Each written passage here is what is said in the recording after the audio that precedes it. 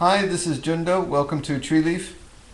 Please bear with me today. I'm a little tired. I climbed Scuba Mountain, which is the mountain that's right near here to Tree Leaf Scuba Zen Center, which is in Scuba, Japan.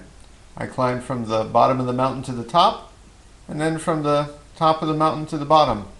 Took me about 7 hours, and boy are my legs tired. I could barely get them into the lotus posture today. I may not be able to get out again. But now that I'm in it, let's have our little talk.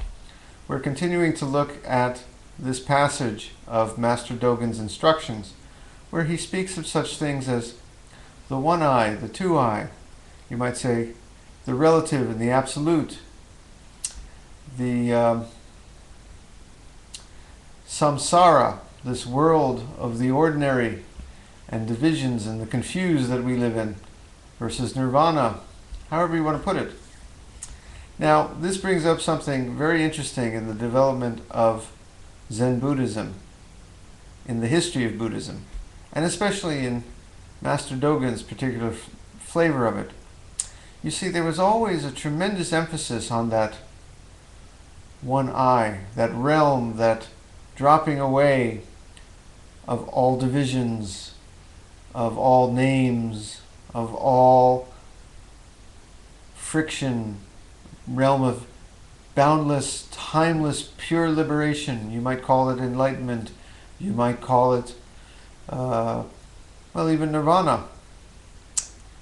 If you look at the history of Buddhism from the very beginning as it came into China, there was always an emphasis that that realm is truth, while this crazy realm we live in is a lie, a dream. And the point of Buddhist practice was to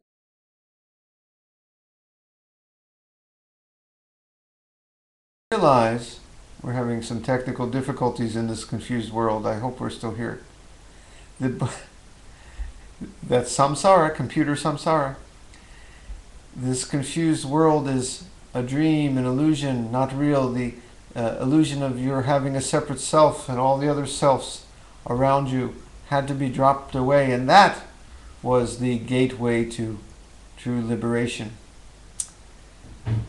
And it is in our practice too. It is in Master Dogen's view too. But what happened in the development of Buddhism, especially in the Tendai Buddhism and then Master Dogen's particular flavor of it, is that the realm of samsara, when viewed through that free and boundless and unencumbered taste of nirvana, turned out not to be such a bad place after all.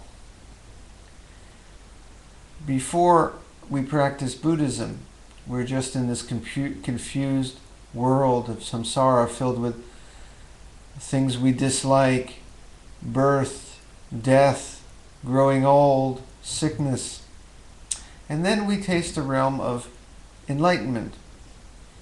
No birth, no death, nothing to grow old. What is time? No one to lack anything, complete. And then we can come back to samsara and see that this realm of birth and death is okay. It's so much the other simultaneously that birth and death, even growing old, even perhaps all the things in this world that we find to be not to our liking, they also somehow are unencumbered, free, without friction, because we can taste both at once. So there was a definite change in emphasis in Buddhism as it came to develop into Zen Buddhism, as opposed to getting out of this world, escaping from this world, seeing this world as just a dream we had to wake up from. The emphasis became waking up from the dream, but still staying in the dream. As opposed to escaping this world, it became seeing through this world, even as we lived in this world. And that is what our practice is about. So we sit shikantaza, dropping likes and dislikes, dropping names and categories, and putting our self out of a job. Body and mind drop away, and we can taste that realm of wholeness, no boundaries, no division, no friction.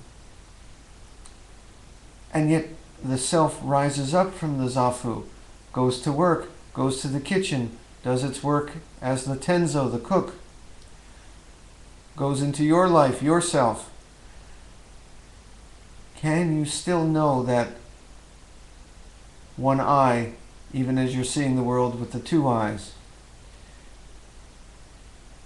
And if you can, this world that's still going to be broken sometimes, not whole, filled with frictions, somehow is still frictions without frictions. Things that are not whole that are whole. Birth and death that's not birth and death. Get where I'm going with this? We can have our cake and eat it too. That is the perspective when we're just doing our work in the kitchen, when we are also in a Buddha's realm. I hope this talk was okay. Like I said, I'm bushed. I'm in samsara. In samsara you get bushed. But yet I can also taste a realm where there's no one to be tired. I climbed a mountain today. But yet I taste a realm